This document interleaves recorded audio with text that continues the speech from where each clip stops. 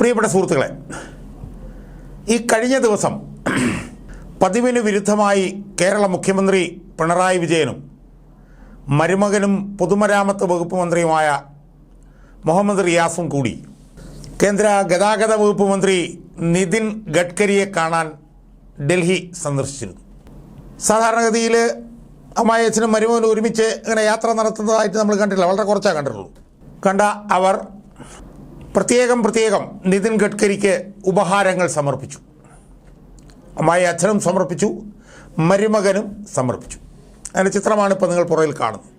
അപ്പോൾ അത് ഞാൻ എൻ്റെ ഒരു സുഹൃത്തിന് അയച്ചു കൊടുത്തപ്പോൾ അദ്ദേഹം നടത്തിയ ഒരു കമൻ്റ് എന്ന് പറയുന്നത്, അച്ഛൻ മകൾക്ക് വേണ്ടിയും മരുമകൻ ഭാര്യയ്ക്ക് വേണ്ടിയും പ്രത്യേകം ഉപഹാരങ്ങൾ നിതിൻ ഗഡ്കരിക്ക് നൽകി എന്നാണ്. വളരെ തമാശ രൂപേണയുള്ള ഒരു പരാമർശമായിരുന്നുവെങ്കിലും അതിലൊരൽപ്പം ഗൗരവമുണ്ട് എന്ന് എനിക്ക് സംശയം തോന്നുക സ്വാഭാവികം. അതിൻ്റെ കാരണമാണ് ഈ വീഡിയോയിലൂടെ ഞാൻ എൻ്റെ പ്രേക്ഷകരുമായി പങ്കുവെക്കാൻ പോകുന്നത്. സുഹൃത്തുക്കളെ, ഞാൻ ആദ്യം തന്നെ ഈ വീഡിയോയുടെ വിഷയം എൻ്റെ പ്രേക്ഷകരുടെ മുന്നിൽ അവതരിപ്പിക്കാം. ആ വിഷയം എന്ന് പറയുന്നത്, പിണറായി വിജയൻ്റെ മകളെ കേന്ദ്രസ്ഥാനത്ത് നിർത്തിക്കൊണ്ടുള്ള മാസപ്പടി കേസും കൊടകര കുഴൽപ്പണ കേസും തമ്മിൽ ഒത്തുതീർപ്പാക്കാൻ പോകുന്നു. ഇതാണ് ഈ വീഡിയോയുടെ പ്രതിപാദ്യ വിഷയം. അതായത്, പിണറായി വിജയൻ്റെ മകൾ വീണ വിജയൻ കേന്ദ്രസ്ഥാനത്തുള്ള മാസപ്പടി കേസും തീരാൻ പോകുന്നു. അത് തീരുന്നതോടുകൂടി ഇപ്പോൾ വീണ്ടും ഈ പറഞ്ഞതുപോലെ ചർച്ചയിൽ വന്നിരിക്കുന്ന കൊടകര കുഴൽപ്പണ കേസും തീരാൻ പോകുന്നു.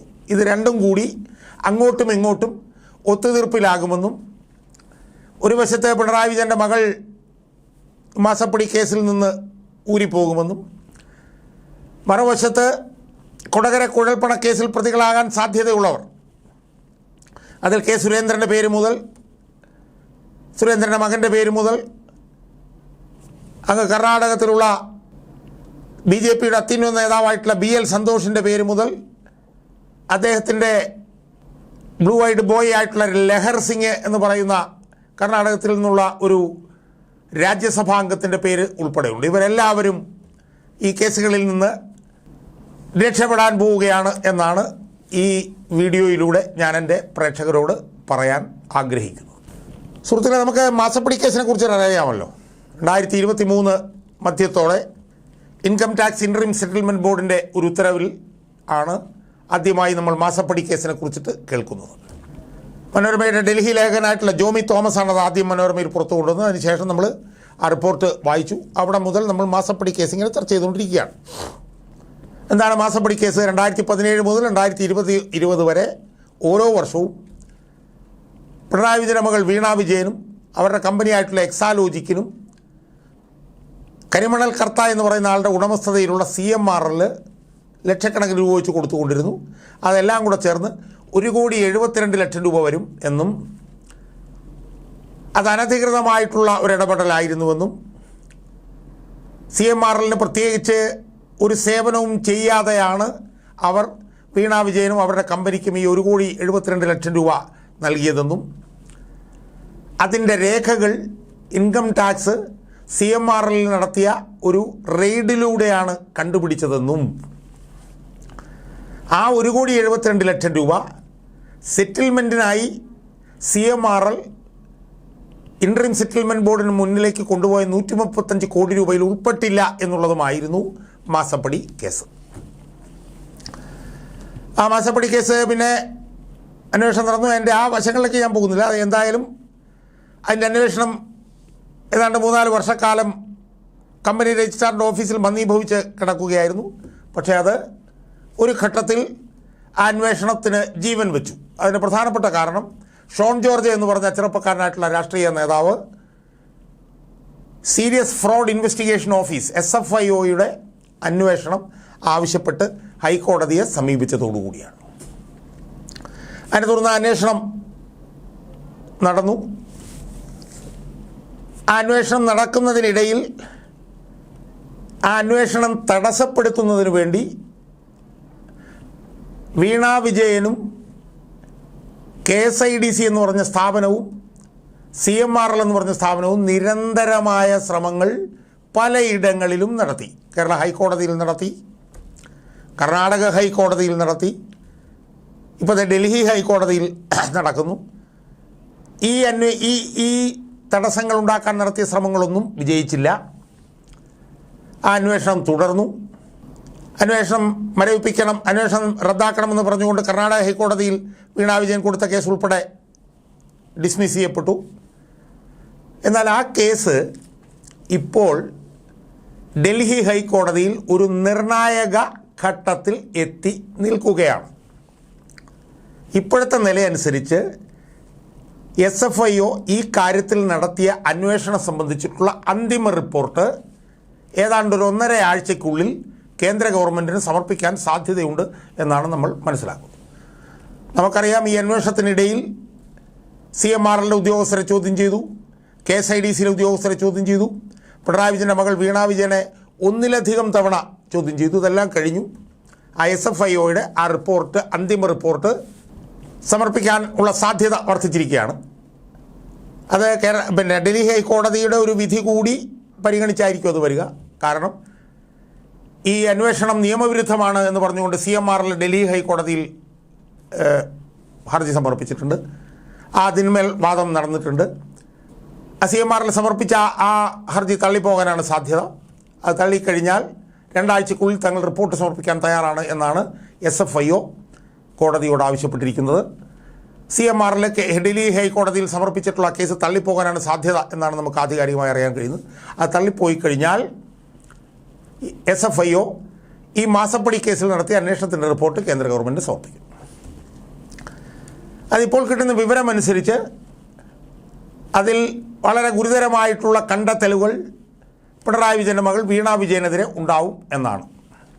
അപ്പോൾ അത് ആ റിപ്പോർട്ട് സമർപ്പിക്കാനിരിക്കുന്ന സമയത്താണ് ഞാൻ ഈ വീഡിയോയുടെ തുടക്കത്തിൽ സൂചിപ്പിച്ചതുപോലെ അമ്മായിയച്ഛനും മരുമകനും കൂടി നിതിൻ ഗഡ്കരിയെ പോയി കാണുകയും അമ്മായിയച്ഛനും മരുമകനും പ്രത്യേകം നിതിൻ ഗഡ്കരിക്ക് പാരിതോഷികം കൊടുക്കുകയും ചെയ്തത് എന്ന് ഞാൻ ആനുഷംഗികമായി ഒന്ന് സൂചിപ്പിക്കുകയാണ്.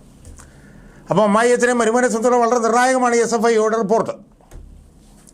ആ SFIOയുടെ റിപ്പോർട്ട് സമർപ്പിക്കപ്പെടുകയും അതിൽ അതിഗുരുതരമായിട്ടുള്ള കണ്ടെത്തലുകൾ മകളെക്കുറിച്ചുണ്ടാകുകയും ചെയ്തു കഴിഞ്ഞാൽ പിന്നെ അമ്മായിയച്ഛന് ഭയങ്കര ജോലിയായി. കാരണം ഇവിടെ CPMൻ്റെ സമ്മേളനങ്ങൾ നടന്നുകൊണ്ടിരിക്കുകയാണ്. ഇപ്പോൾ തന്നെ വളരെ പരുങ്ങലിലാണ് അമ്മായിയച്ഛൻ്റെ സ്ഥിതി.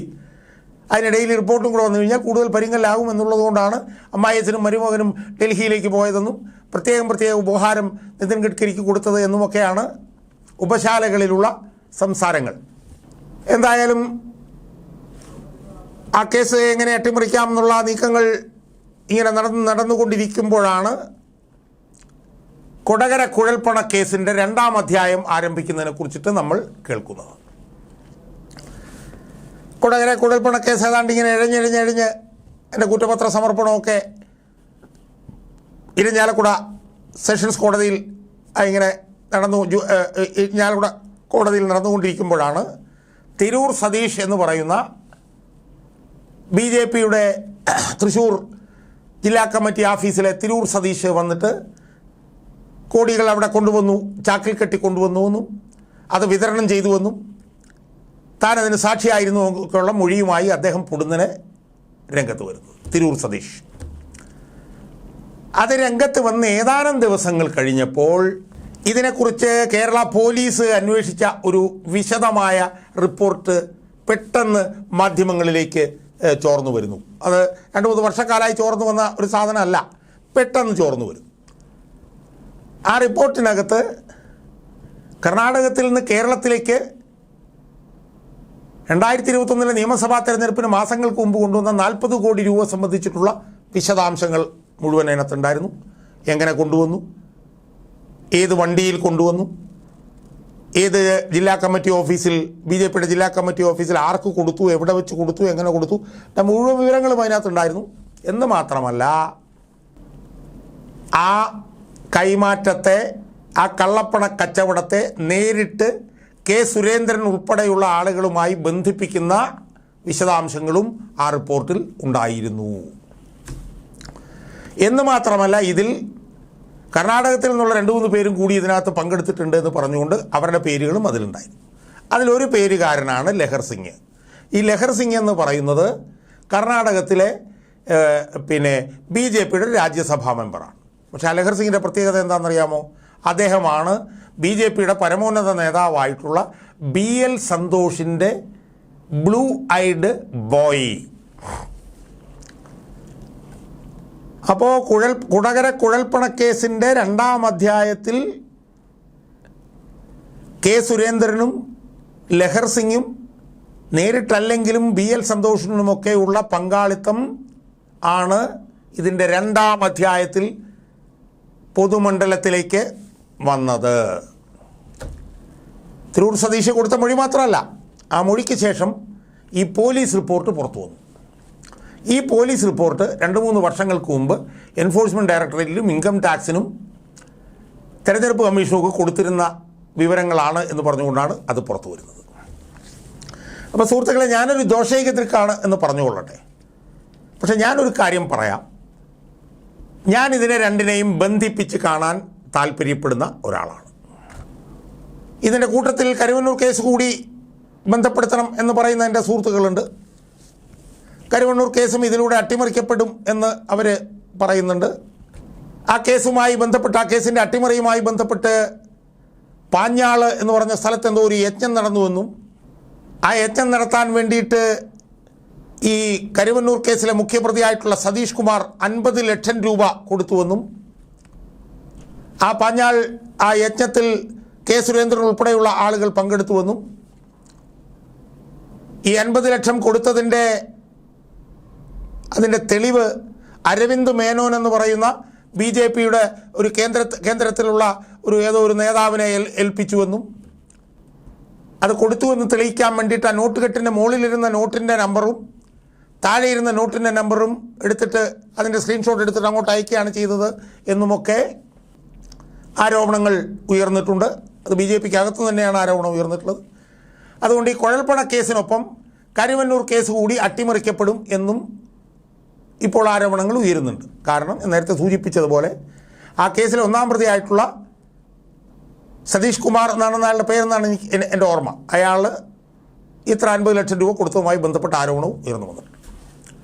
ഒരുപക്ഷെ അതും അട്ടിമറിക്കപ്പെട്ടേക്കാം, ഇല്ലെന്ന് ഞാൻ പറയുന്നില്ല. പക്ഷേ ഈ കൊടകര കുഴൽപ്പണ കേസിൻ്റെ 2-ാം അധ്യായം പുറത്തേക്ക് വന്നതിന് പുറകിൽ ഒരു വിലപേശലുണ്ട് എന്നാണ് എനിക്ക് എൻ്റെ പ്രേക്ഷകരോട് സൂചിപ്പിക്കാനുള്ളത്.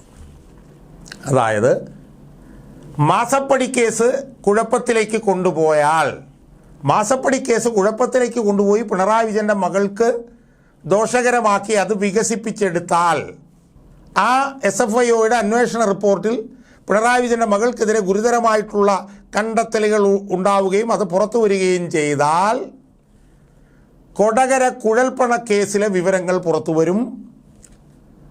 അത് പുറത്തു വരുമ്പോൾ അത് കെ സുരേന്ദ്രൻ മുതൽ BL സന്തോഷ് വരെ ഉള്ളവർക്ക് അത് ദോഷകരമാകാം എന്നുള്ള നിലയിലുള്ള ഒരു വിലപേശലാണ് ഇതിനകത്ത് നടന്നുകൊണ്ടിരിക്കുന്നത് എന്നാണ് ഞാൻ മനസ്സിലാക്കുന്നത്.